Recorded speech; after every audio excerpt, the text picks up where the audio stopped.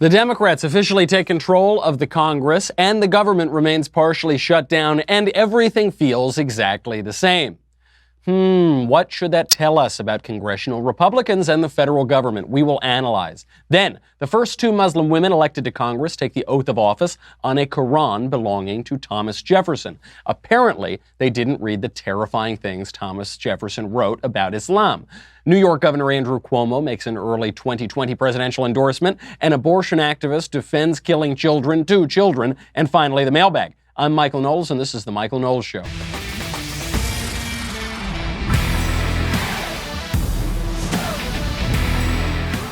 Oh, the horror of everything being exactly the way it was a month or 2 ago. We will get to all of the radical sameness. But first, let's make a little money, honey, with ExpressVPN. With all the recent news about online security breaches, it is hard not to worry about where my data goes. Making an online purchase or simply accessing your email could put your private information at risk. Everybody is watching, and if you're watching this show, something tells me you watch pretty weird stuff on the internet. You don't want that to get out, do you? You need to take your privacy back with ExpressVPN. I love it. It has easy-to-use apps that run seamlessly in the background of my computer, phone, and tablet. Turn on ExpressVPN. It just takes 1 click and you're protected. It secures and anonymizes your internet browsing by encrypting your data and hiding your public IP address.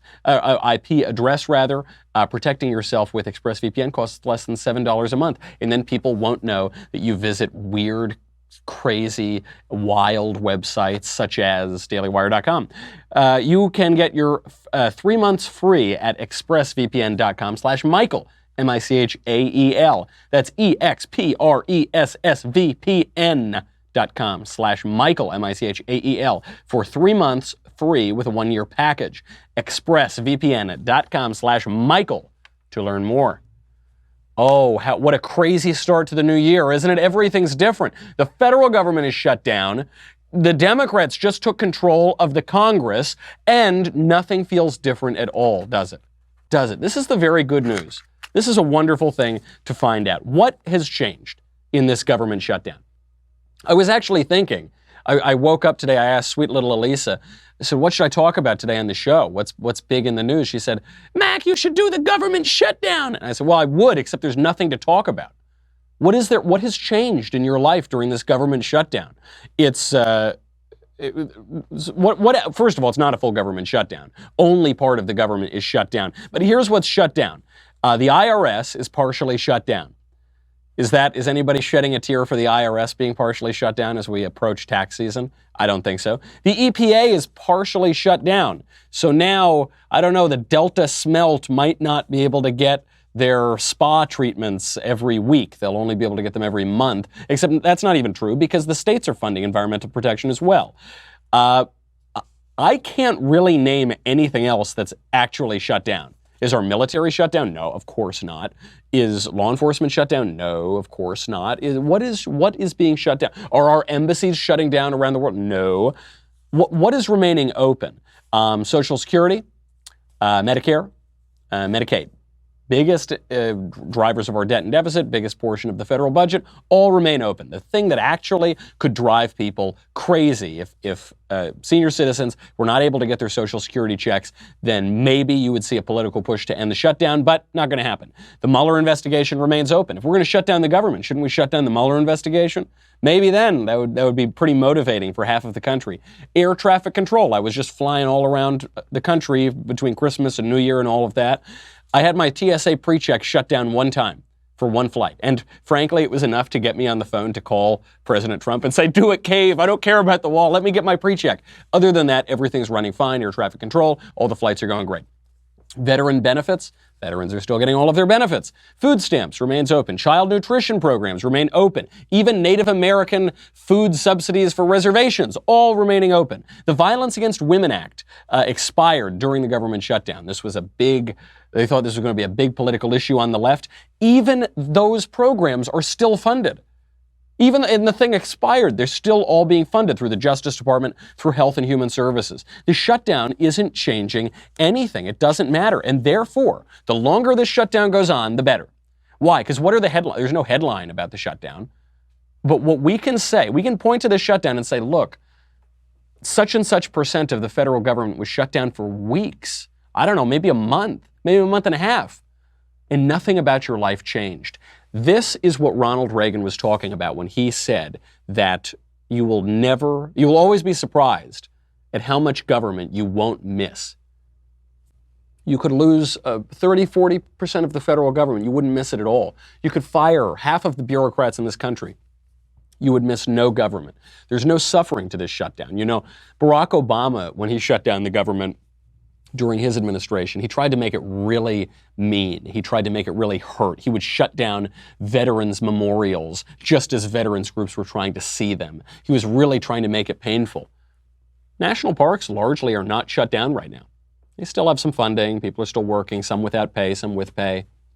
It's fine. It's going just fine. Keep this shutdown going on. Even if we get the border wall funding, keep it shut down. This is going just fine. And it underlines this very important conservative position, which is that all of this government that the left tells us, without this bureaucrat, without this agency, the country will fall apart, children will starve, people will die. Nope. No. Just shut it down. It's all fine. Life is going on just fine. Maybe we can we always talk about making tax cuts permanent, making this law permanent. Maybe we can make this partial government shutdown permanent. I think it would go a long way to advancing our agenda. Maybe that's the 4D chess that President Trump has been playing all along. The other big news, the other shocking news of the day, the Democrats officially retake Congress. Oh, here we go, Nancy Pelosi rising up, becoming the new Speaker of the House. The blue wave, it was really sort of a purple puddle, but never mind that. They are taking the Congress and nothing's going to change. Nothing's going to change. What could change? Right now, one representative, Brad Sherman, is making moves to file articles of impeachment on day one. That's cute. He's not even going to get Democrats in the House to support that. Not yet, not before the Mueller investigation is over. And even if they did magically get all the Democrats to vote to impeach, which they won't get to do, at least in the near future, they still wouldn't get a conviction in the Senate. So none of that will change. It's just a grandstanding Democrat making a fool of himself. Fine by me. Nothing new about that. What will happen now as a result of the Democrats having the Congress? We won't get more tax cuts, probably. Frankly, though, maybe we will get some tax cuts. Barack Obama was able to cut certain taxes or maintain certain tax cuts for people, although he did raise taxes on others. We won't get entitlement reform, that's true, but we were never going to get entitlement reform anyway. President Trump has made it a key aspect of his platform that he wasn't going to touch Social Security, wasn't going to touch Medicare or Medicaid. So that, I think, was probably always more of a pipe dream for conservatives. What legislative accomplishments that we could have gotten are we not going to get now? We're going to repeal Obamacare? We had our chance to repeal Obamacare, and John McCain shut it down. So a nominally Republican senator voted to kill Obamacare repeal, didn't get that. Are we going to get the wall? We had the House and the Senate for 2 years. We didn't get the wall. Maybe we'll try to get some wall funding now because of this government shutdown. But the Democrats taking the Congress, that doesn't change anything. Actually, one of the few major pieces of legislation we were able to get through when we had the unified government was letting a bunch of prisoners out of prison. That was the First Step Act. This was major legislation signed into law, or passed rather, just before this government shutdown. Whoop-de-doo, great. Oh, I'm so glad we elected a conservative Republican and we elected Republican congressmen so that we can let a lot of prisoners out of prison. That's what we want. That's the number one on the conservative agenda. Let a bunch of criminals out of prison. Great. Good, I'm glad. I hope. And that was also, by the way, a bipartisan law, so we'll get that anyway, unfortunately. What changes, though? So if the legislative stuff doesn't matter, President Trump, all of the good governance that he's given us, which is excellent governance and much better than most of his predecessors, all of that was from the executive. That was from judicial appointments, aided by Mitch McConnell in the Senate. That was on issues of foreign policy. That was on issues of the executive bureaucracy and the executive agencies. So, okay, we lost one house of the Congress. Woo, whoop-de-doo. Okay, that's fine. Now, though, President Trump has an adversary. Now, President Trump has Nancy Pelosi. This is pretty good. When Donald Trump has total control of everything and no one's fighting him, He does fine. He's okay at maneuvering, but he really shines. His best moments are when he has an adversary. You know, just today, after Liz Warren announced her exploratory committee to run for president yesterday, or 2 days ago rather, was it? Oh, it might have even been earlier than that. Oh gosh, all the days are running together. But we covered it at least yesterday. President Trump sent out this tweet today, which was the meme that we at the Daily Wire came up with of Elizabeth Warren's campaign, and it says 1/2020th. And President Trump tweeted that out with our little Daily Wire watermark on it, which was just terrific. Excellent job, Mr. President. That is when he shines. He shines when he has an adversary that he can just pummel into the ground, like Jeb Bush or Marco Rubio, unfortunately Ted Cruz, Hillary Clinton. He really shines when he's got an adversary, and he's going to have one now in Nancy Pelosi. Good, okay, fine. It means we don't lose that much on the legislative side, but maybe we pick up a little bit more in exuberance and looking forward to 2020. That's a win for me. There is something new in that we now have the first 2 Muslim congresswomen being sworn into office, and this is being heralded by the left as such a wonderful moment, because the left loves Islam. The left doesn't know anything about Islam. The Islamic religion opposes essentially so many tenets of the intersectional left, but they don't care because they view Islam as contrary to Western civilization, and they view themselves as contrary to Western civilization, and so they will unite in an intersectional hierarchy to oppose intersectional civilization, Western civilization, the man, the straight, cisgendered, white male, whatever, the guy with the mustache. They're going to oppose Big Daddy, and this is why they're heralding this. These 2 Muslim congresswomen, Ilhan Omar and Rashida Tlaib, are now being sworn in on a Qur'an that was owned by Thomas Jefferson. And the left loves this. They think, oh yeah, see, all those Christian Americans, they think of the founding fathers as Christian or deistic. But really, Jefferson owned a Quran. Ha ha! You see, how about that? Islam is just as essential to the American founding as Christianity. Now, of course, the left doesn't know anything about history, so the irony here is really enjoyable. I'm very glad that these 2 congresswomen were sworn in on Thomas Jefferson's Quran, because Thomas Jefferson had his Quran to learn about the Islamic religion, which was our first war. When he was president, our first war as a country was against the Barbary pirates, against Islamic states. And it was because they were seizing our ships and seizing our goods and seizing our sailors. So in 1801, just before President Jefferson ascended into power, the Congress gave him the authority to wage war and to attack these Barbary pirates, and then he went in and sent ships in to stop them, and he refused to pay tribute to the Barbary pirates.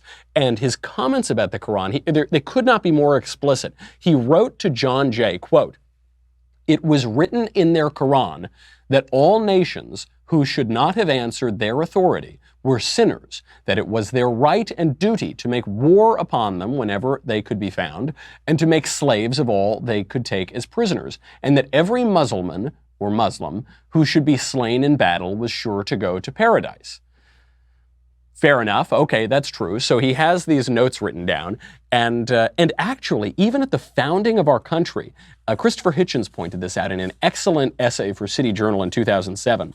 At the earliest moments of our country, Thomas Jefferson, in the first draft of the Declaration of Independence, wrote, he condemned the slave trade and, quote, "the Christian king of Great Britain for engaging in this piratical warfare, the opprobrium of infidel powers." He condemned the slave trade in this early draft of the Declaration of Independence for being unchristian, and he was condemning the hypocrisy of the Christian king, George III, comparing it to the slave trade which continues to exist throughout the Muslim world, and which certainly existed at that time, and which existed for a millennium before that. This is the actual founding history. This is the founding history that you see in that Quran owned by Thomas Jefferson, which the left is now touting to swear in the first 2 Muslim congresswomen. Unless you think I'm Islamophobic, I would never want to be accused of being Islamophobic. I actually don't know what that word means, but if someone could tell me what it means, even if they can't, I don't want to be accused of it. These people are quite radical. Ilhan Omar and Rashida Tlaib. Ilhan Omar, this new Minnesota representative, tweeted, quote, yes, Israel has hypnotized the world.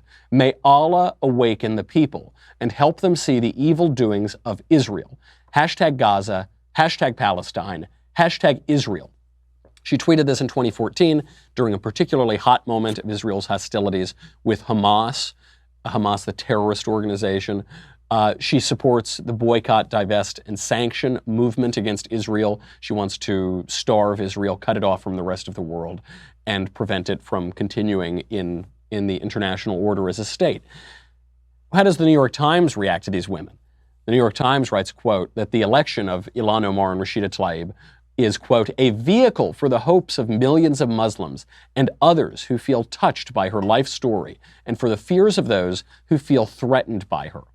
Now, they're trying to make this big inspirational story and an indictment of the West and all of these things. Just look at these people like Ilhan Omar, a Somali immigrant, gets elected to Congress at the age of 36. What a wonderful country would do that. What an incredible country. What other country on earth in the history of the world could such a thing happen? I'll wait. Name me any. Of course, that's a wonderful thing to say about this country. They're trying to use it, however, as an indictment. And it is not based on reason. We talked about this a little yesterday with Alexandria Ocasio-Cortez. Often on the right, you'll hear conservatives say, well, we should point out to the intersectional left that the Islamic religion is harsh on gay people, or is harsh on women, or it's illiberal, or it's intolerant, or it calls for non-believers to have their necks chopped off, no, it doesn't matter. It doesn't matter if you point that out. That's not what it's about. It's not about Islam. It's not about women's rights. It's not about women. It's not about racial minorities. It's not about helping any of those people. It's not about supporting any of those things. It's about attacking Big Daddy. It's about attacking the top of the ideological, ridiculous pyramid that they have constructed in intersectionality, which is the man who is white, who's probably Christian, who thinks that he's a man, who's straight, he's attracted to women. It's all about going after that one person. Logic be damned. It's not logical. You're not going to attack them in this way. This is why there was an article that I did an interview for the Washington Examiner, and they were asking what the best way to go after the left is in this day and age. And the best way to do it is humor. That's the best way. You're not going to get them and show them the error of their ideological ways by just debating them, by just pointing out history or philosophy or theology or whatever. You're not going to get them that way. But one thing that is irresistible is humor. You can't help but laugh. Even the most humorless people, if you hit their funny bone the right way, they can't help but laugh. Laughing is an involuntary response to reality. And we could go on for hours and hours about what makes something funny, what theories of humor are. But to use just one example, when you see incongruous things, when you see juxtaposition of absurdity and reality, of fantasy and reality, it does provoke laughter if it's delivered in the right way. This is the way that we attack them. This is the way that we hit them on this. Because they're so ideologically far gone. They're so enraptured with their own fantasy world. You're not going to get them in an earnest way. You got to make them laugh. And we are going to get so much laughter out of this new Congress. I'm actually fairly happy. And this is why I can't be so upset. Nothing is really going to change on the legislative front. You're going to get more investigations of Donald Trump. Okay, we knew that was coming. You're going to get threats of impeachment. You're going to get all this kind of crazy stuff. You are going to see infighting. You are going to see craziness. You are going to get 30-second Twitter video clips. You are going to get great stuff from this new Congress. They're already fighting. There was a big move led by the farthest left faction of the incoming congressional class to attack the rules being made by Nancy Pelosi herself. It is going to be a lot of fun. Enjoy it. Don't complain. This is just fine. I'm like the little dog where everything is on fire around him. It's fine. It's going to be fun. Look at that fire around you and light your cigar on it. We're going to have a good time. Speaking of looking ahead to 2020, there is a new presidential endorsement that's come around. So Liz Warren makes her really pathetic announcement. She does that really pathetic beer swilling a video that was going around the internet. She goes, hello, regular people. I'm a regular person. Glug, glug, glug. I'm Liz Warren, a regular person. Glug, glug, glug. It was just pathetic, and everyone is mocking her candidacy. Donald Trump obviously sent out the Daily Wire meme about it, 2020th. Andrew Cuomo, the governor of New York, has a different idea for 2020, and I have to say, kills me to say it, he's half right. I think of all the names that are out there, I think Joe Biden has the best case. I think Joe Biden has the best case because he brings the most of the secret ingredient you need to win for a Democrat, which is credibility. You know, where this country is they don't believe anyone. Trump was elected as a rejection to the entire system. Mm-hmm. They just don't believe the Democrats. I'm going to do this, I'm going to do this, I'm going to do this. You haven't done anything. And every idea you've come up with has backfired. And what have you done to help me in my life? You know, you don't hire an airline pilot who has never flown a plane. Where is the credibility in your argument? Joe Biden can say, I was there. Okay. I was not the president, but I was the second seat. Okay, this is actually half right. It's funny because Cuomo starts to undermine his argument. He says, look, you're not going to hire an airline pilot who hasn't flown a plane. Like, well, Joe Biden hasn't flown. Well, yeah, but he was there. He was there. He was there. He was in like row 5. He was in economy plus comfort, okay? Maybe he hasn't flown a plane, but he paid $150 more to be in economy plus, and he got a little extra leg room, and he got free booze on the plane. So, okay, maybe it's a muddy argument, but he's making the case that Joe Biden has a lot of experience, and he does have a lot of experience. He was chairman of the Senate Judiciary Committee, senator for a long time. He ran for president about 75,000 times. Vice president under Barack Obama, fairly popular as vice president. That's true. He points out that Donald Trump was a rejection of the system. Also true. One of the reasons, there are many reasons why Donald Trump won, but one of the reasons why he beat out 16 regular old Republicans, then beat out Hillary Clinton, is they were fed up with lying politicians who talk like politicians, who look like Mitt Romney, who sound like Mitt Romney, who turn around and switch their positions and have no ideological core like Mitt Romney, who stab their allies in the back like Mitt Romney. Can you tell I'm still a little upset about this Mitt Romney Washington Post op-ed yesterday? Just a little bit. But it was a rejection of that. You know, Mitt Romney was our previous GOP nominee. And we looked around at this guy and we said, not him. Anything but that. Could we have the opposite of that, please? And you get Donald Trump. And the general election turned out that way too. They said, we don't need Clintons. No more Clintons. Stop. We don't want you. We want Donald Trump. That's true. He was a rejection of the system. Unfortunately, Joe Biden is the system. He's been in the system now forever. Andrew Cuomo is right that Democrats have no credibility. What sort of credibility do they have? I'm trying to think of it. You can't think of a negative. That's the trouble. What have they done? What was the legacy of the Obama administration? Part of Obamacare? Because not even all of Obamacare exists anymore. The mandate's gone. The central feature of Obamacare is gone. What did the Obama administration do? It was like 8 years just vanished before my eyes. What does that mean? I mean, who cares? And they no longer like the Clinton administration because he was too conservative and because he's been accused of rape and because he was a sexual predator. So they don't like that. So what have they done? I mean, what credibility do Democrats have over the last 30 years? Not very much. So you got Joe Biden. Okay, you've got some credibility there, and the credibility is that he's got experience. The trouble is, experience doesn't really matter. Is Donald Trump experienced in politics? No. What office did Donald Trump hold before? Nothing. No office at all. And experience doesn't really seem to matter to the voting public. They picked Trump over Hillary. Hillary way more experienced. Trump won. Good thing Trump won. They picked Barack Obama over John McCain. McCain way more experienced. Barack Obama still won. They picked George Bush over Al Gore. Al Gore was more experienced. He was in the number 2 seat. He was the vice president before he ran for president in 2000, and they picked Bush, and good thing that Bush won. Obviously, George H.W. Bush was more experienced than Bill Clinton. That goes without saying. Jimmy Carter was more experienced than Ronald Reagan. We don't care about experience. Richard Nixon was much more experienced than John F. Kennedy. We actually, I think the experience thing is just a total canard. I mean, it's just a total farce. It's one of those things in politics that we think should be true, but it isn't true. We don't care. If anything, experience might be a disadvantage in politics. And so that's really going against Joe Biden. He's also 4 years older than Trump. Trump is already not young to be the president, and so Biden is already that much older. And the big issue, we were talking about intersectionality, Joe Biden is Big Daddy.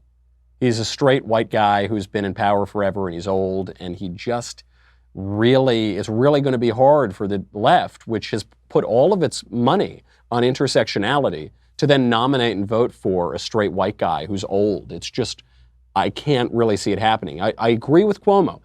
Biden would be the best candidate right now that the Democrats have, but they're not going to nominate him. I just don't, maybe Barack Obama tries to come out and convince everybody to do it. It's just going to be really hard. They've set themselves up to fail, and they've set themselves up to fail with their best candidate. We've got a lot more to get to. The most disturbing video I've seen in a very long time. And then, of course, the mailbag. But first, you've got to go to dailywire.com. It's $10 a month, $100 for an annual membership. You get me, you get the Andrew Klavan Show, you get the Ben Shapiro Show, you get to ask questions in the mailbag, you get to watch the backstage and ask questions in the backstage. That's coming up today. Don't miss it. With Ben Shapiro, Andrew Klavan, Elisha Krauss, Daily Wire God King, Jeremy Boring, and little old me. We'll be ringing in the new year while drinking tumblers of melted leftist snowflakes, so be sure to tune in. As always, only Daily Wire subscribers get to ask the questions, so make sure to subscribe today. And then you can catch all of your delicious snowflakes in the Leftist Tears tumbler. And giddy up, you're going to need these, otherwise you will die in the avalanche brought up by the new Congress. Go to dailywire.com. We'll be right back with both the mailbag and the most disturbing video I've seen in a long time.